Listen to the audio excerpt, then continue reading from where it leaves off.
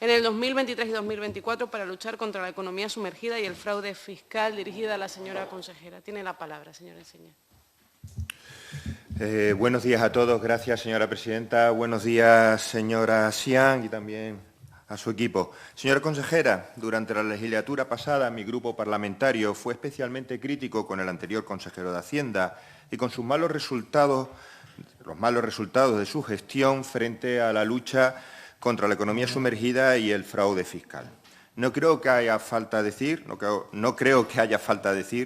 el castigo que es para la economía canaria, para los autónomos y las empresas legales, para las arcas de la comunidad autónoma, pues todo lo que supone la economía sumergida. Una lacra que durante la anterior legislatura se valoró por el propio consejero en torno al 25% del PIB, más o menos 12.000 millones de euros, y que representa una competencia desleal para cientos de autónomos y empresas que incluso ponen en peligro la supervivencia de estos y, además, pues, la creación de empleo estable y de calidad. Además de que es un agujero, un importante agujero para la recaudación de la comunidad autónoma y también, hay que decirlo, un castigo a la progresividad de nuestro sistema tributario. Esto sí pone en peligro esa progresividad que todos queremos.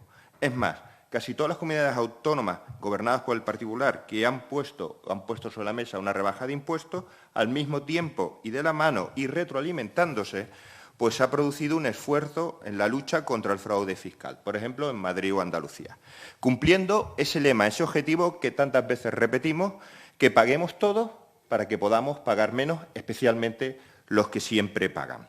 Señora Siem, durante la legislatura pasada criticamos al anterior consejero que sus anuncios y sus buenas intenciones en este tema, que no lo dudábamos, pero no se reflejaban en los resultados y en las acciones concretas, no se reflejaban en la ejecución de las planificaciones y de los programas que se planteaban. Y, además, también se lo criticamos, había una falta de apoyo decidido a la Administración Tributaria Canaria. Por ejemplo, en el déficit de personal que recoge el propio Plan de Acción Anual de la Agencia Tributaria Canaria en el 2023, que establece que terminábamos la legislatura anterior, la legislatura pasada, con menos personal en la Agencia Tributaria Canaria que cuando la empezamos. En el 2019 había 437 trabajadores y en enero del 2023 433. Es más, en el plan del 2022 se advertía también de un posible problema porque el 17% de los trabajadores ya tenían 60 o más años, con lo cual se acercaban a su edad de jubilación. En ese mismo plan, en el que está vigente para el 2023, se establece entre sus objetivos, entre objetivos prioritarios, entre todos los que se marca, pues la lucha contra el fraude fiscal, el fomento del cumplimiento voluntario de obligaciones tributarias, la mejora de la asistencia a los contribuyentes y la mejora de los medios electrónicos y telemáticos. 4 cuestiones que, a nuestro entender, son muy importantes y que además deben ir de la mano, por ejemplo, con medidas de alivio fiscal dirigidas a luchar contra el fraude. Y pongo un ejemplo. Acabamos de aprobar por parte del Gobierno de Canarias la cuota cero a autónomos el primer año, que todos los organismos, o la mayoría de los organismos de autónomos, no solo han dicho que va a fomentar el autoempleo, sino que además va a ayudar a luchar contra la economía sumergida. Por lo tanto, estas 4 cuestiones o objetivos prioritarios del plan, más estas medidas de alivio fiscal dirigidas, tienen que permitirnos, durante los próximos años, poder luchar y combatir con la economía sumergida, revertir ese casi 25% del PIB. Y sabemos que no es una tarea fácil, señora consejera, por lo que le preguntamos qué acciones, qué medidas durante el 2023, 2024 y en esta legislatura se van a tomar para combatir a la economía sumergida. Gracias. Gracias, señora Enseñat. Señora consejera. Señorías, evidentemente la lucha contra el fraude es una constante para la Administración Tributaria Canaria, en España en general, porque fíjense que nosotros tenemos una de las presiones fiscales más bajas de Europa o de los países de la OCDE y, sin embargo, nuestro esfuerzo fiscal es altísimo. A los ciudadanos españoles y los ciudadanos canarios estamos sometidos a un esfuerzo fiscal extraordinario. ¿Y esto por qué? Pues porque hay mucha economía sumergida y nuestro sistema, aunque su presión fiscal, es decir, su porcentaje sobre el Producto Interior Bruto no es excesivamente elevado, como siempre pagan los mismos, que son los controlables, pues el esfuerzo fiscal es extraordinario. Esta es una primera idea que tenemos que pensar y yo creo que eso está en la mente de todos, ¿no? Que para pagar menos, por supuesto, tenemos que introducir que paguen más gente. Pero esto se dice fácil y evidentemente es complicado. Bueno, yo creo que en primer lugar yo querría decir que vamos a introducir una serie de ideas. Evidentemente el plan para el 23-24 no lo tenemos elaborado, estamos tirando del plan anterior, ¿no? Entonces, yo me parece que, haciendo copio de otras experiencias de administraciones tributarias, yo creo que tendríamos que segmentar las actuaciones y segmentar a los contribuyentes. Es decir, si los contribuyentes son un totum revolutum, lo tengo complicado. Y si yo, todas las acciones que hago están encaminadas de manera revuelta, malo. Entonces vamos a distinguir entre el cumplimiento voluntario, el control del fraude y la cultura cívico-tributaria. Y tomando como base, vamos a hacer, a lo mejor existe ya ese estudio oficial y serio que mida la economía sumergida en Canarias. Yo de momento no lo conozco. Si ustedes lo conocen, pues estaría encantada. Ese sería el primer paso, conocer ese estudio sobre la economía sumergida y luego hacer acciones en estas áreas, cumplimiento involuntario, mejorando la asistencia, actuaciones preventivas para los cumplimientos inducidos, sobre todo obligaciones de información y medidas ya de control del fraude que más tarde, si queréis, pues paso a explicar. Tiene 1 minuto 12, si va a hacer uso, señor Enseñar.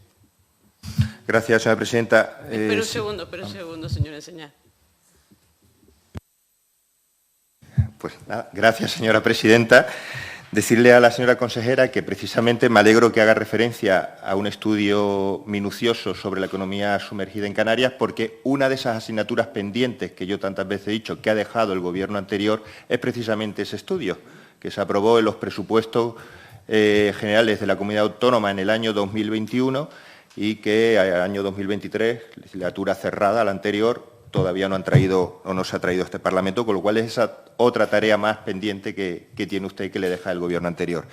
Yo solamente decirle que comparto con usted completamente la visión, hay que actuar de manera segmentada, hay que apostar por fomentar el pago voluntario, las actuaciones voluntarias y, en este caso, si me permite añadir, pues seguir fomentando lo que es la agilidad, la facilidad en los trámites. Creo que es importante también, la Agencia Tributaria Canaria sigue reclamando la documentación, incluso a veces duplicada, hablo del 420, del 425, son cuestiones que tenemos que ir superando. Todo lo que es la página web y todo lo que es las herramientas telemáticas para presentar los impresos, cuando llega la avalancha, pues siempre se retrasa. Y, por supuesto, pues pedirle a este Gobierno que luche contra la economía sumergida para que paguemos todos y así podamos pagar menos. Gracias. Tiene 2 minutos 30, señora consejera. Bueno, coincido con usted, señor Enseñar, y quisiera hacer algunos matices de las actuaciones que queremos hacer. Yo, en primer lugar, quiero reforzar mucho, yo creo que esto la directora de la Administración Tributaria Canaria pues será plenamente, lo sabe también, en las obligaciones de información. Yo querría recordarles a algunos, los que estamos aquí, pese a nuestra juventud ya con alguna trayectoria, la época en que a nivel del Estado, de la Administración General del Estado, había gente que daba conferencias y no lo declaraba y no pasaba nada, porque no se controlaba la información. Hoy día se ha logrado controlar la información, digo, por parte de la Agencia Estatal Tributaria, perfectamente. Todo lo que tenga rentas del trabajo, como excluya una coma, un requerimiento. Es un éxito. Las actividades de conferencias, tal que antes, también. ¿Los rendimientos de inmuebles están controlados? También. Nadie puede tener un inmueble y el que haga su propia declaración de renta lo verá, que a una referencia catastral tú tienes que ponerle un uso y un valor. Usted no puede ningún inmueble dejarlo ahí. Entonces, hay unas rentas que se pueden controlar y otras rentas que se pueden controlar menos. Para las rentas que controlamos, pues tenemos que facilitarle la asistencia. Eso es lo primero y está todo el apartado de, oye, porque hay gente que incumple, pero incumple porque no se le facilita, no comprende, no conoce. Ahí tenemos una labor muy importante que realizar. También, dentro de lo que es el cumplimiento involuntario, entiendo yo que no es lucha contra el fraude, sino cumplimiento involuntario, es hacer labores preventivas, de escribirle una carta. Mire, le recuerdo que usted está dado de alta como abogado, tal y que cual, y su obligación es presentar tal documento. Hay que hacerlo para lograr actuaciones preventivas. Y en cuanto al control de fraude, que suele ser la parte más difícil de cualquier administración tributaria. Yo propongo la segmentación de los contribuyentes. Hay algo ya en la administración tributaria canaria. Los contribuyentes de más de 50 millones tienen un tratamiento diferenciado. Y en la selección. Es decir, yo puedo hacer miles de comprobaciones, pero yo tengo que ir al grano, porque si hay algo peor que no controlar el fraude, es hacer una actuación de control y que el contribuyente salga con la alegría de decir, menos mal que no cumplí, porque total, para lo que yo debía, me han hecho esta pequeña cosa.